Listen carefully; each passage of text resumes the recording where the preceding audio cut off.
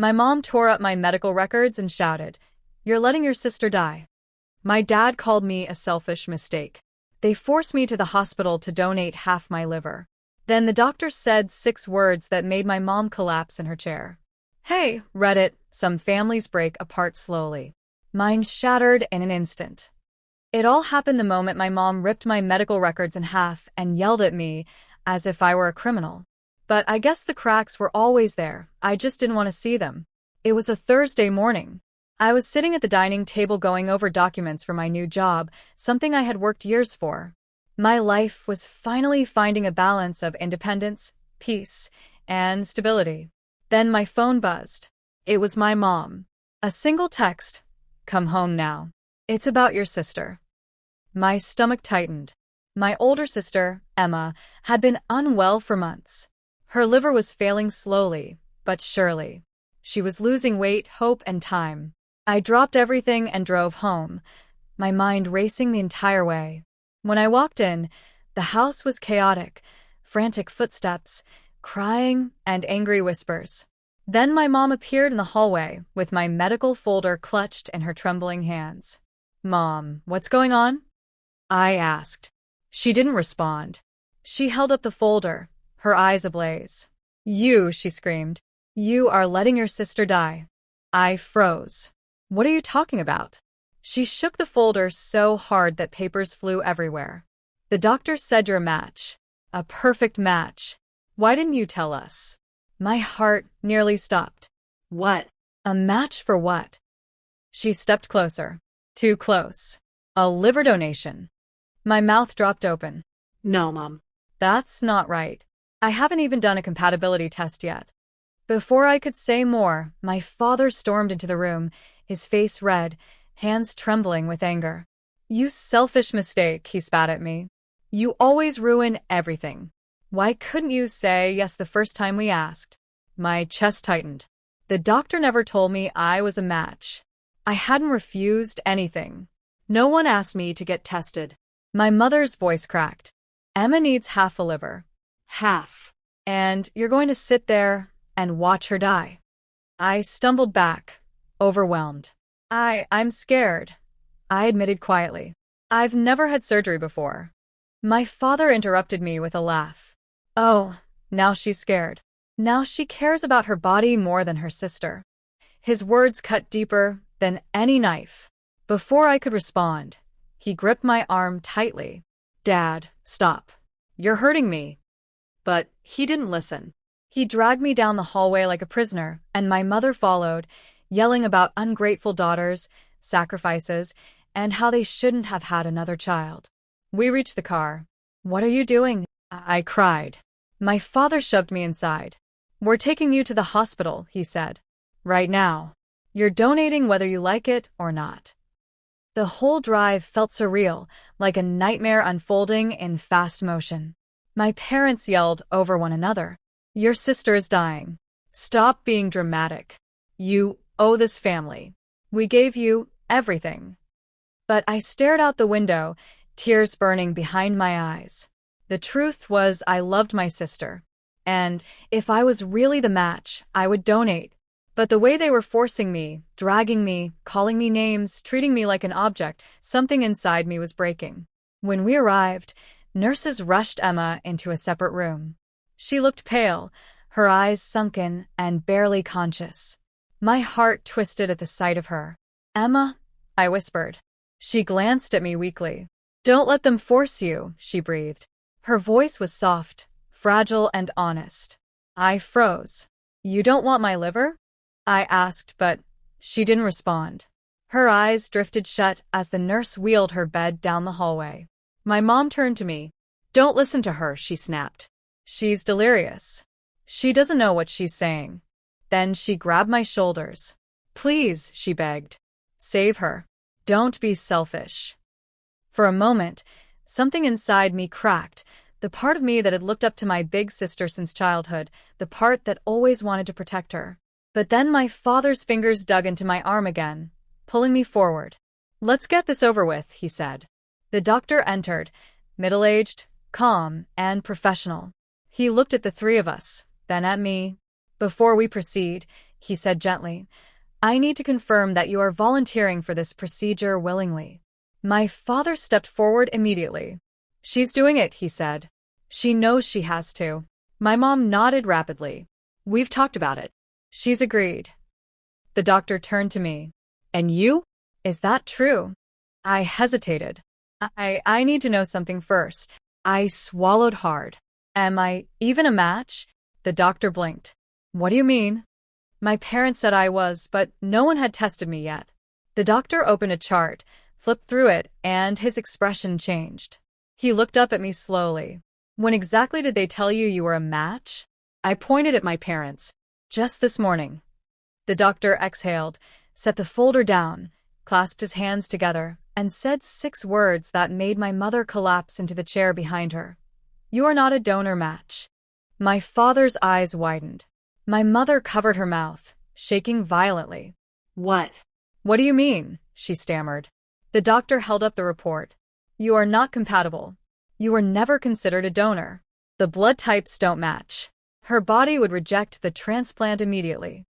Tears filled my eyes, not because I wasn't a match, but because my parents had emotionally torn me apart for something that was never possible.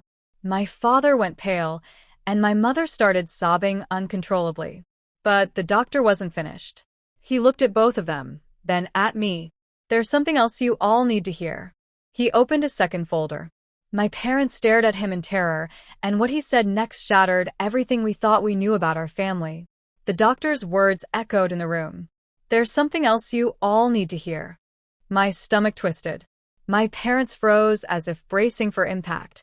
The doctor opened the second folder, glanced at the papers, then looked directly at my parents. His next sentence felt like a needle piercing the air. Your daughter isn't the one who's incompatible. You are. My mother gasped. My father blinked, confused. What do you mean we are incompatible? The doctor turned the folder toward them. These blood type results, he explained carefully, do not match the biological profiles listed for the parents. My heart stopped. What? What are you saying? I whispered. The doctor took a breath. You cannot biologically have produced both of your daughters. The room fell silent. I stared at him, frozen. My mother's hands trembled uncontrollably, and my father's jaw clenched, sweat forming on his forehead. The doctor continued gently but firmly. Your younger daughter, he pointed at me, does not share a bloodline with either of you. Mom sank deeper into the chair, visibly shaking. Dad tried to speak but failed, then whispered, Stop. Just stop. But the doctor didn't stop. This means she cannot physically be Emma's donor. It also means she isn't your biological child. My entire world spun. The room blurred. My ears filled with a ringing sound. I managed to whisper just one word. Adopted. My mom covered her face, sobbing. My father slammed his fist onto the counter. This is not the time, he shouted. The doctor stepped back calmly. Actually, he said, this was discovered during Emma's expanded genetic panel last month. You all received the letter. I turned to my parents, horrified. You knew. You knew for a month, I accused. Neither of them answered. I felt as if the floor had cracked beneath me. Tell me the truth, I demanded. My mother shook her head vigorously. I didn't want you to find out like this. Like what? I snapped. That you've lied to me my whole life? Dad finally spoke, his voice low and rough. You weren't supposed to be ours. You were left at the hospital. My breath left my lungs. What? My mother sobbed harder. Your birth mother abandoned you after delivery. She didn't want you. The hospital contacted extended relatives, but no one claimed you. My heart shattered. Each word burned. So you took me? I whispered. Mom nodded, tears streaming down her face. We had just lost a baby that year. I couldn't handle another loss. The doctor said I needed a family, and Dad interrupted sharply. We weren't ready for 2 children. We weren't ready financially, but she insisted. My mother cried harder. I couldn't leave you there. But when Emma got older, she got sick. We thought maybe. I stepped back. Maybe what? My voice cracked. That I was your spare organ? Mom collapsed into sobs. No, that's not what I meant. Dad buried his face in his hands. When Emma got sick, he said quietly, "We tested you. You weren't a match. We found out then that you weren't biologically ours." I stared at both of them. "You knew for years and never told me." Mom whispered through tears, "I thought you'd hate us." "Hate you?" "No, I didn't hate you, but I didn't know you either." "Not really." The doctor cleared his throat. "There's something else," he said gently. "One more reason," he continued. "She fainted earlier." He pointed at Emma's chart. "Emma does have a match. A relative, but not your younger daughter." I blinked. Who? The doctor hesitated, then said, "Your niece." My mind went blank. "My niece," I repeated. Mom's head snapped up. Dad jumped to his feet. The doctor nodded. "Your sister, Emma's daughter. Your biological granddaughter is a perfect match." My breath caught. "Emma has a daughter?" The doctor raised his hands, sensing the rising chaos. "She listed a child in her confidential medical forms.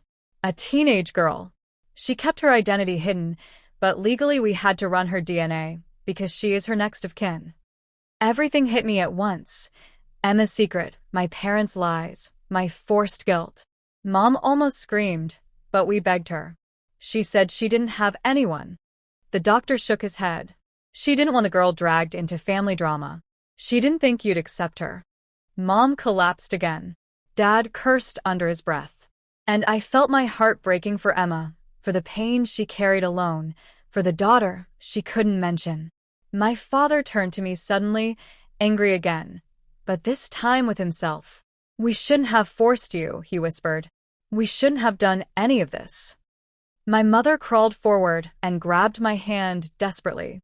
"I'm sorry," she sobbed. "I was scared. I thought I was losing Emma. I thought you were the only chance." I gently pulled my hand away. "I loved you," I whispered. "I thought we were a family, and you treated me like a disposable backup plan." Mom sobbed harder. Dad bowed his head. The doctor stepped aside as a nurse entered. "Emma's alert," she said softly. "She's asking for her sister."